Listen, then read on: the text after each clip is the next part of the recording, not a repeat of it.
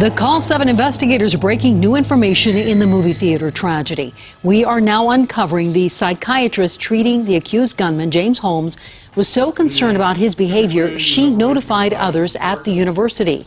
CALL7 investigator John Ferrugia is live. John, you learned this concern came 6 weeks before the shooting.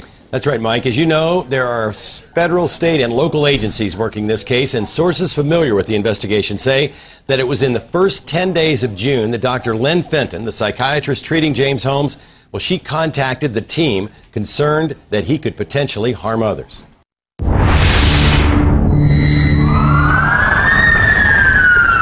In the wake of the July 20th theater killings, investigators soon learned, and court documents confirmed, that James Holmes had been treated by a CU psychiatrist for weeks prior to his dropping out of the University of Colorado's neuroscience PhD program.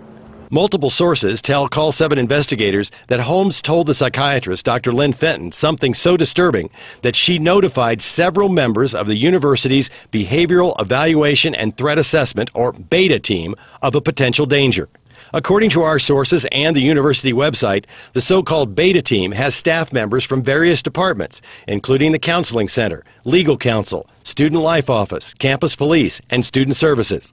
These members have expertise to, quote, provide support and information and referrals to those dealing with threatening or disruptive situations.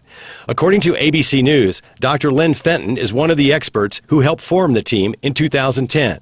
University officials confirm she is a current member of the team and can convene the group in conjunction with the team chairman. Sources tell the CALL7 investigators that Fenton made initial phone calls about engaging the BETA team in the first 10 days of June, but the team never came together because James Holmes, after he failed a preliminary exam 3 days earlier, dropped out of school on June 10th. After that date, CU officials said last week they know of no other contact. He initiated the paperwork on June 10th, and I may be speaking out of line, but it's my understanding he has not been back on campus or in the program since that time. The university now confirms that Holmes lost his access pass on June 12th. And sources say that when Holmes withdrew, BETA team members simply did not think they had any control over him.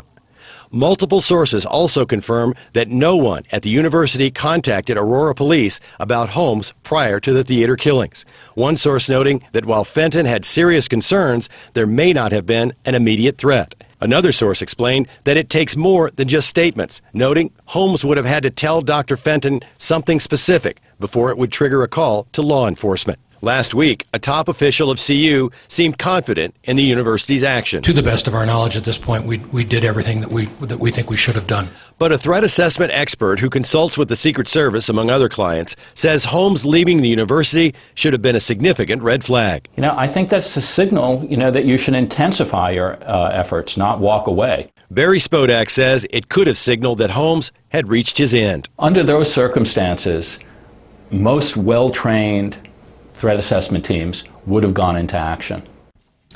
Now, sources tell us that after the killings, police interviewed at least one of the people Dr. Fenton called about Holmes' behavior.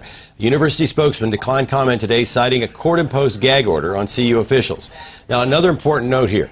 Even though the BETA team was never convened to deal with Holmes, we do not know whether Dr. Fenton continued to talk with Holmes or treat him after he dropped out, or whether she actually referred him to another psychiatrist. And we don't know what Holmes said that caused such serious concern. Live in the newsroom, I'm John Ferrugia, CALL7. Still so many questions, John. Thank you. And 7 News and the CALL7 investigators will continue to dig for answers in the Aurora Theater shooting. So stay with us right here on 7 News and, of course, on the denverchannel.com.